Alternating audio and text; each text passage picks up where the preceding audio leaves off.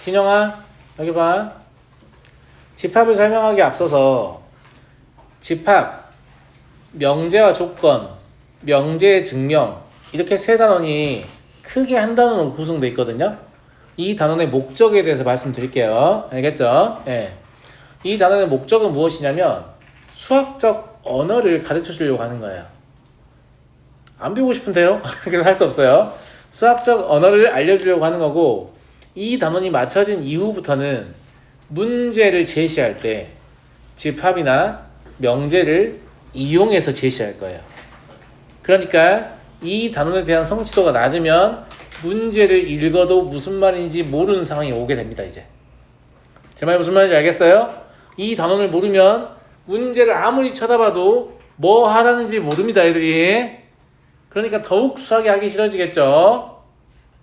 무슨 말인지 알겠어요? 그러니까 여기를 되게 잘 이해하셔야 됩니다. 그러니까 뭐라도 내가 좀 이해가 안 되는 것 같다 싶으면 꼭 저한테 다시 물어봐서 확인을 하셔야 돼요. 알겠죠? 그래야 문제를 잘 읽어낼 수 있고, 어떤 문제들은 단순히 문제를 읽어내는데 성공하는 것만으로, 그렇게 간단한 문제가 아니에요. 문제가 졸라 복잡하게 써있기 때문에 문제를 읽어서 해석하는 데만, 고3 문제 같은 경우에는 문제를 읽어서 그냥 무슨 말인지 아는 데만 10분 걸립니다. 아, 이런 말이구나. 그러니까 100분 주는 거 아니야. 30문제. 알겠어? 그냥 문제가 무슨 말인지 알아먹는 데만 한 10분 걸려요. 근데 알아먹는 데 성공하면 되게 쉽게 풀리는 문제들도 꽤 있어요. 처음부터 문제를 쓸 때부터 뭐라고 생각하는 거예요? 무슨 말인지 모를 거 아니야, 어차피.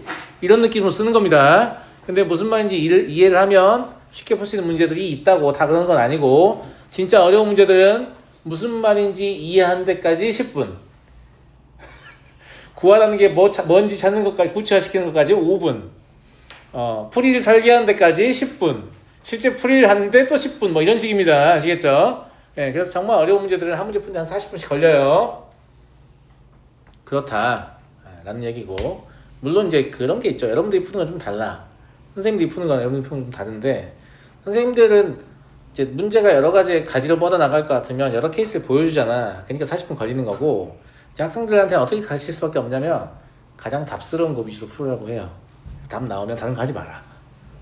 그래야 시간 내로 사실 문제를 다 풀 수 있으니까 그런 느낌이다 라고 보시면 될 것 같고, 여튼 수학적 언어에 대해서 이야기를 하고 싶은 거니까 잘 들으셔야 합니다.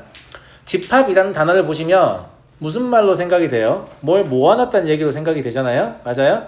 이게 사실 집합은 뭐 때문에 이제 배우기 시키냐면, 물론 집합 자체도 수학적으로 굉장히 의미가 있지만, 여러분들이 고등학교 교육과정에 초점을 맞춰서 생각을 해보면 함수 있죠. 고등수학의 90%는 함수예요. 이제 우리 이 뒤부터 함수가 나오기 시작하면 계속해서 함수가 나올 겁니다. 끝도 없이 계속 함수만 나올 거예요. 아시겠죠? 고등수학의 90%가 함수입니다. 그럼 함수를 매우 잘 다뤄야 될 거 아니에요?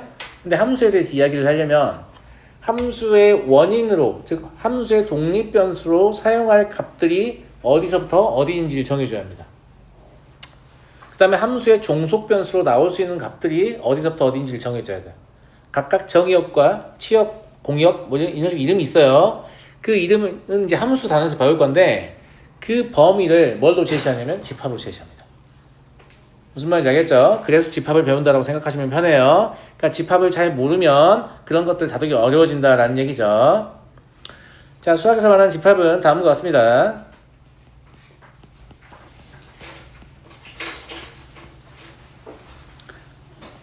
객관적 기준에 따라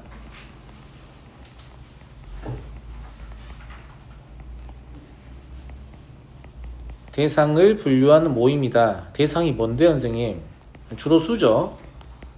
아닐 수도 있고. 여기서 가장 중요한 키워드는 누구겠어요? 그렇죠. 객관적 기준입니다. 객관적 기준이라는 말은 모두가 동의하는 기준이라는 뜻입니다. 가령 제가 여기 앞에서 야, 선생님 잘생겼지? 라고 하면 막 비웃는 놈들 있잖아요. 맞아요. 모두가 부동의할 수도 있고 그렇잖아요. 근데 객관적으로 동의할 수밖에 없는 그런 것들이 있단 말이야. 선생님 사람이지, 이런 거. 아닌데 인간이 아닌 것 같은데, 이런 생각이 듭니까? 그런 게 있단 말이죠. 그래서 모두가 동의한다, 이렇게 해석하시면 됩니다. 근데 모두가 동의하게 하는데 가장 좋은 건 뭐냐면 기준을 수치 정보로 잡는 거예요. 무슨 말이냐면 5 이하의 자연수. 5 이하의 자연수 때 6일 수도 있잖아. 이런 병신 없잖아요. 5 이하의 자연수 하면 1하고 2하고 3하고 4하고 5구나. 모두가 다 동의할 수 있죠. 그래서 주로 수치 정보로. 키가 큰 남자의 모임. 이딴 식으로 말하면 안 된다는 얘기예요. 나도 크거든. 또 비웃네. 근데 키가 180cm 이상인 남자의 모임 이러면 객관적이잖아요. 무슨 말인지 알겠죠? 그래서 주로 수치 정보를 제시하게 되면 이게 객관적이구나 라고 보면 돼요. 높은 산의 모임. 집합이 되겠어 안 되겠어? 안 되겠지. 공부를 잘하는 학생의 모임. 되겠어요? 안 되겠죠. 저도 잘하는데 선생님 너 몇 등이니? 전 200등 정도? 그 정도면 괜찮은 거 아니에요? 뭐 이렇게 할 수도 있잖아요. 그죠? 네. 그래서 객관적인 정보라는 것은 수치를 가지고 말할수록 그럴싸하다. 이렇게 보시면 될 것 같고. 자, 집합을 표현하는 방식을 보여드리겠습니다. 자, 집합은 대문자로 표기합니다. 집합은 반드시 대문자로 표기해요. 소문자로 표기하시면 안 됩니다.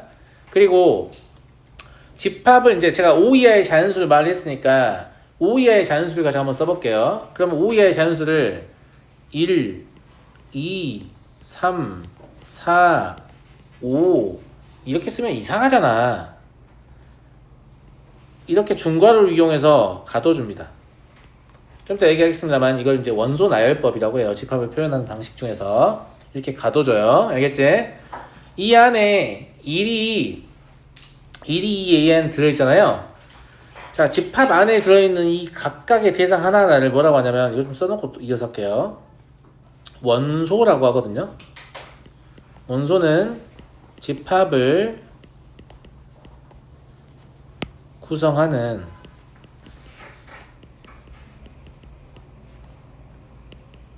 대상 하나하나를 원소라고 해요. 그러니까 저 위에 집합을 예로 들면 1도 원소고 2도 원소고 3도 원소고 4도 원소고 5도 원소인 거예요. 원소가 영어로 뭐죠? element라고 하죠. 그 element에서 E자를 따요. 엘리멘트 E자 이렇게 생겼잖아. 이걸 약간 둥글게 처리해요. 이렇게. 요게 어떤 원소가 집합에 들어있다 안 들어있다를 표현하는 기호입니다. 그래서 1은 이 집합 A에 있기 때문에 다음과 같이 쓰면 되는데 이게 무슨 뜻이냐면 1은 집합 A의 원소이다 이런 뜻입니다. 반대로 7 같은 건 저기 들어있어요 안 들어있어요? 안 들어있죠. 그럼 7 같은 거는 이 집합 A의 원소다라고 하면 돼요 안 돼요? 안 되죠. 그래서 안 된다 이렇게 표시합니다. 이 기호를 알려드린 거예요. 이 기호를 왜 이렇게 만들었는가? 이제부터 이제 저게 엘리멘트라고 보일 겁니다. 아시겠죠? 그래서 이거 이제 나중에 부분 집합 기호하고 혼동한 친구들이 있는데 혼동이 안 됩니다. 알겠어요? 네.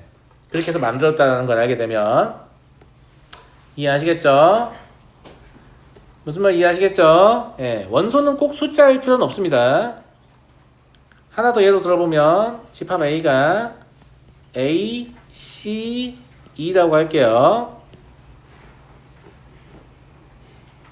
문제에서 이제 얘기를 하기도 했는데 이때는 A는 집합 A의 원소이죠. 그런데 B는 집합 A의 원소가 아니게 되잖아요. 똑같은 거 하나 더 해봤어요. 알겠죠? 원소도 꼭 숫자일 필요는 없다 라는 얘기예요. 그래서 집합이 무엇인지 원소가 무엇인지 다 납득하셨죠? 그런데 바로 의문이 생깁니다. 무슨 의문이 생기냐면 선생님 제가 5 이하의 자연수 말고 1보다 크거나 같고 5보다 작거나 같은 실수를 표현하고 싶은데 그럼 어떡하죠? 실수의 연속성 때문에 값을 딱딱딱 끊어서 쓸 수가 없잖아요. 그런 거 어떻게 표현하지? 그래서 집합을 표현하는 방식이 크게 세 가지인데 두 가지라고 보셔도 무방합니다. 왜냐면 나머지 하나는 그냥 이제 그림으로 표현하는 거에 불과하거든요. 아까 얘기했던 원소 나열법.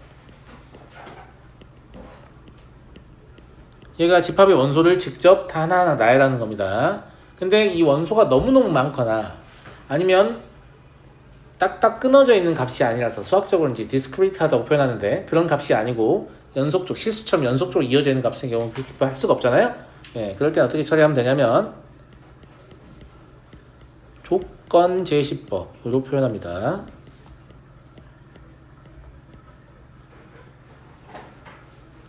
똑같은 집합을 원소 나열법과 조건 제시법으로 표현을 해보겠습니다. 자, 집합 A를 이번에는 10 이하의 짝수를 한번 써볼게요. 2, 4, 6, 8, 10 이렇게 쓸 수 있죠. 근데 얘를 조건 제시법으로 쓰면 저걸 직접 쓰지 않거든요.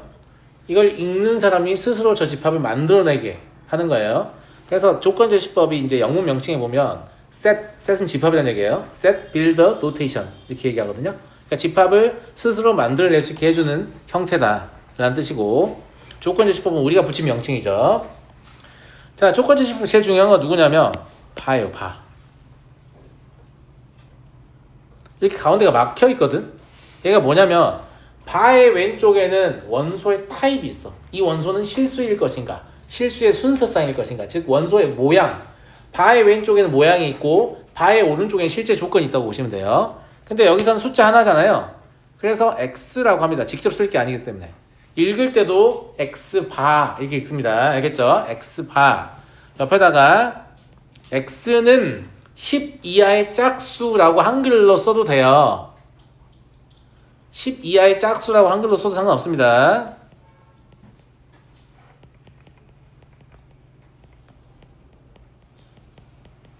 그런데 사실 우리는 짝수와 홀수의 개념을 정수까지 확대했기 때문에 10 이하의 짝수라고 하면 마이너스 2도 되고 마이너스 4도 되고, 그죠? 기준에 따라서는 0도 되고 막 이럴 수 있단 말이에요.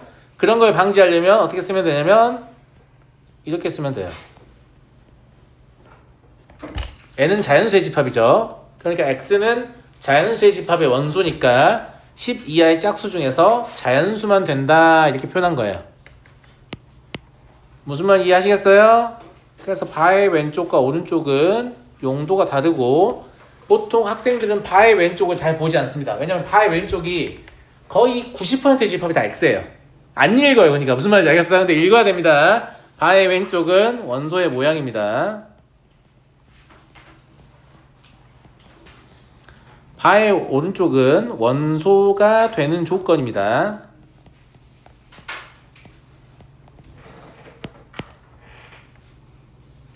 이렇게 두 가지 방식이 있다라고 보시면 되고, 사실상 대부분의 집합은 조건 제시법으로 쓰는 게 편리합니다. 원소 나열로 쓰는 게 편리한 집합은 원소의 개수가 몇 개 안 되는 것밖에 없겠지, 실제로는. 무슨 말인지 알겠니? 근데 처음부터 조건 제시법을 시작하면 니네가 집합을 존나 싫어할 거기 때문에 원소 나열법에 관련된 문제가 꽤 나올 건데, 결국은 쓰다 보면 조건 제시법이 가장 편리한 형태다라는 걸 알게 됩니다. 그리고 세 번째는 벤 다이어그램이라고 부르는데, 다이어그램은 사실 그림이란 말이에요. 그림. 앞에 있는 벤은 수학자 이름이에요. 그러니까 벤이라는 사람이 처음에 고안한 형태의 그림이다 라는 얘기고,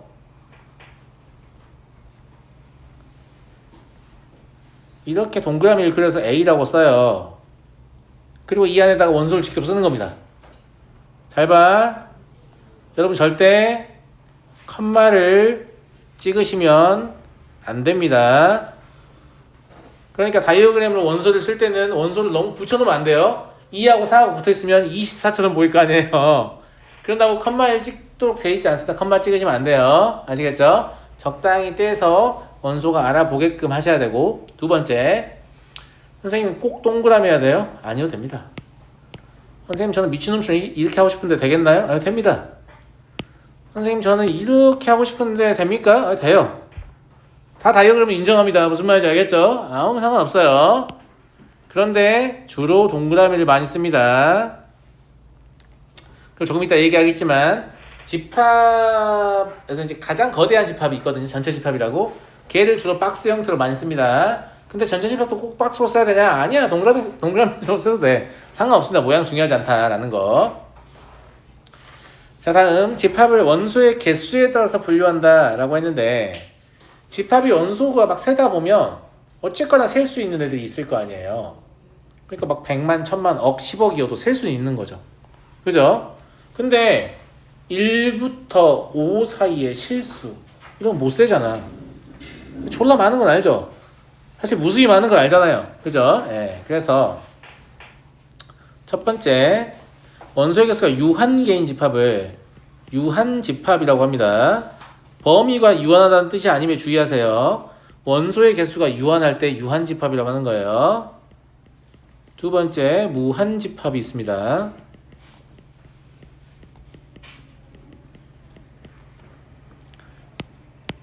유한집합은 원소의 개수가 유한하다 라고 보시면 되고, 얘는 원소의 개수가 무한하다 라고 보시면 되죠. 그리고 그러니까 무한집합이 실제로 이런 것만 써도 무한집합이에요. 보세요. A가 X파 X는 뭐 2보다 크고 3보다 작은 실수, 이런 바로 무한집합이죠. 2와 3은 졸라 좁지만 그 안에 엄청나게 많은 실수가 있잖아요. 무한집합이 됩니다. 무슨 말 이해하시겠어요? 구간이 아무리 넓어도 정수, 이런 유한집합이죠. 무슨 말인지 알겠죠? 네. 세 번째 누가 있냐면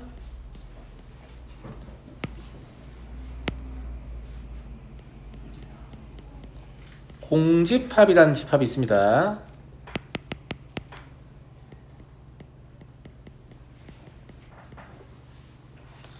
얘는 원소의 개수의 관점에서 보면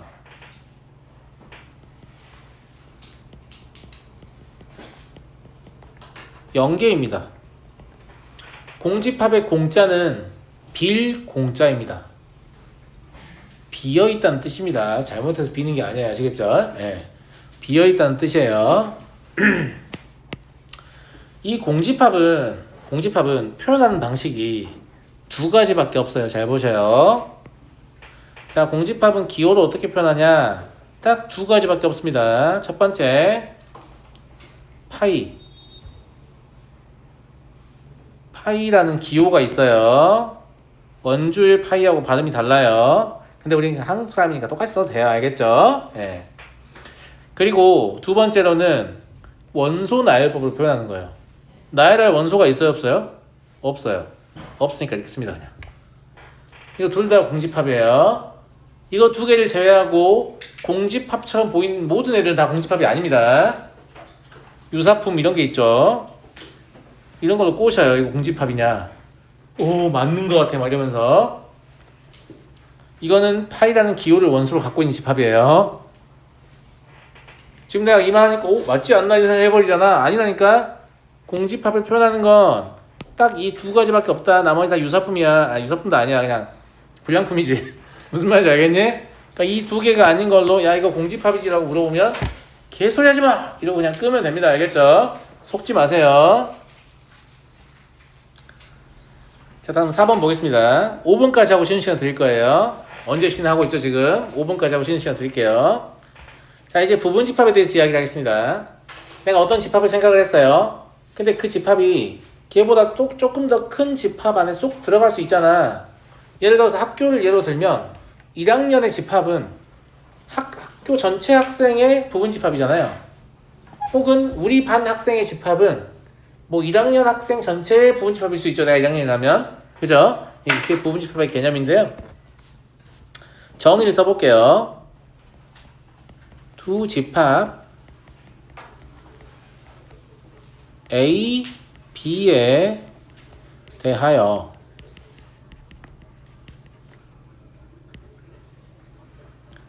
A의 임의의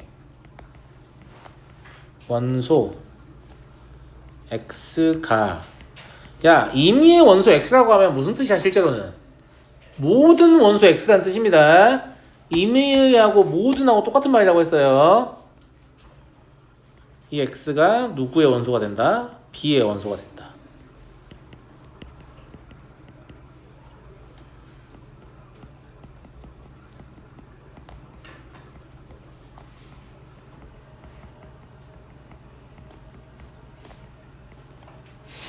이러면 부분집합이라고 부릅니다.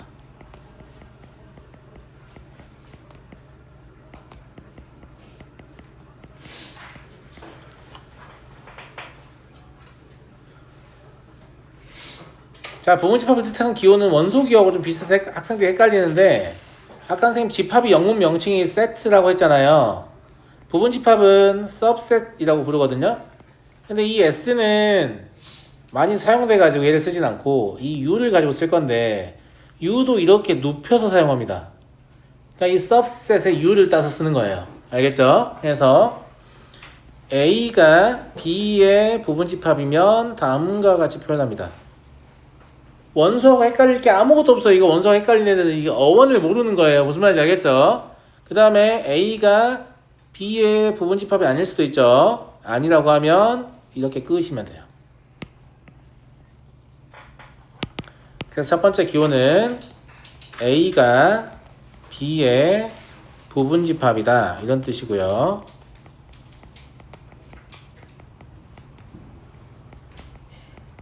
두 번째 기호는 A가 B의 부분집합이 아니다 라는 뜻입니다.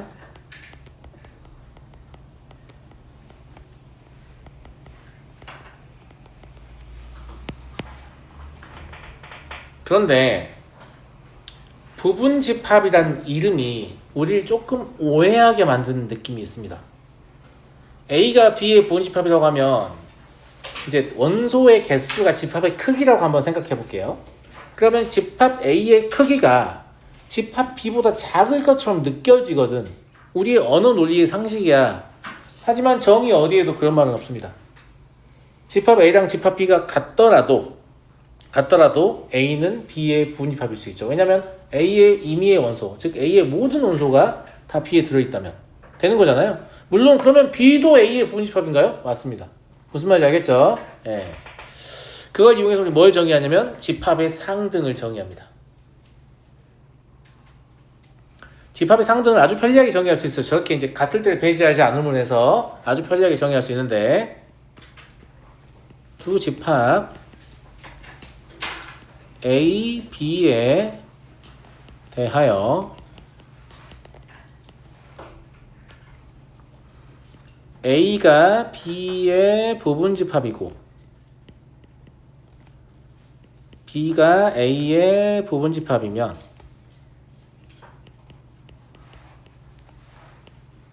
두 집합 A, B는 서로 같다고 합니다.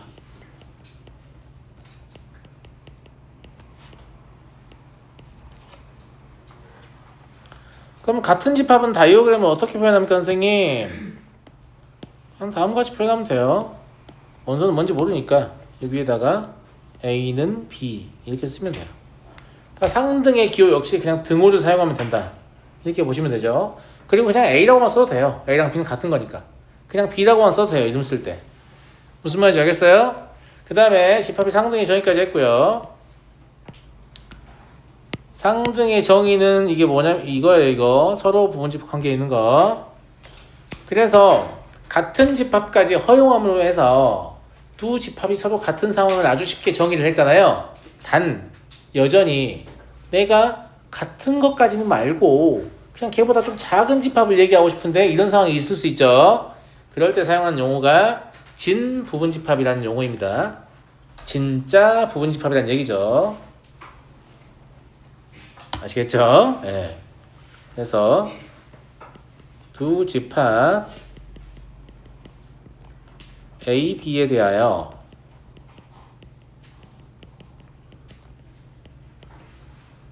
A가 B의 부분집합이고 A는 B와 같지 않을 때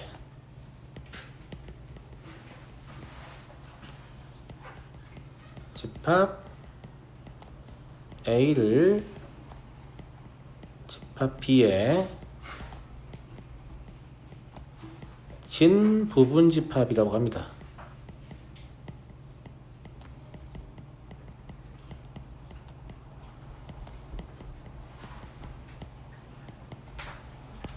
문제 풀 때 좀 조심하셔야 되는 게 이제 부분집합에 대해서 부분집합의 개수를 구하는 문제들이 나오거든요. 몇 개냐 이런 문제들이 나온단 말이야. 경우의 수랑 연결해서 나올 수 있겠죠. 근데 문제에서는 진 부분집합의 개수를 세라고 했는데 그냥 부분집합의 개수를 세는 애들이 있겠죠. 혹은 공집합이 아닌 부분집합의 개수를 세라고 했는데 그냥 부분집합의 수를 세는 애들이 있겠죠. 혹은 공집합이 아닌 진 부분집합의 개수를 세라고 했는데 그냥 부분집합의 개수를 세는 애들도 있단 말이야. 문제들 안 읽고 주의해라. 그런 걸 가지고 조금 미세하게 다른 용어를 가지고 자꾸 틀리게 만들려고 하니까. 그리고 그 사람들이 못돼서 그런 게 아니라 수학적 논리력을 키워야 문제를 해석하는 능력이 생긴단 말이야. 니네가 숫자만 보고 글자를 안 읽는 거 알고 있어. 그러면 큰일 난다 라는 거 알려주고 싶은 거야. 무슨 말인지 알겠니? 잠깐 쉬었다 하겠습니다.